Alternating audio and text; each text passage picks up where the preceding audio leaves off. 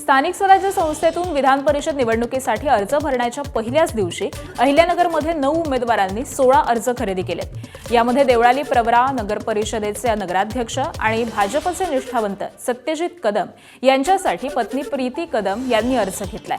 सत्यजित कदम हे माजी आमदार चंद्रशेखर कदम यांचे चिरंजीव आहेत। यापूर्वी राहुरी विधानसभेसाठी इच्छुक असूनही पक्ष आदेशानं माघार घेतलेली होती आणि यावेळी पक्ष निष्ठावंताला न्याय देईल अशी अपेक्षा प्रीती कदम यांनी व्यक्त केली आहे। वरिष्ठ नेत्यांची चर्चा झाली असल्याचं भाजपचे गटनेते प्रकाश संसारे यांनीही सांगितलं। एकनिष्ठता तर आधीपासून आहेच आहे। पक्षाने आतापर्यंत 14 साल असेल 19 साल असेल किंवा पक्ष निवडणूक असेल, जेव्हा जेव्हा पक्षाने जो आदेश दिला त्याचं पालन नक्कीच कदम परिवाराने केलेलंच आहे।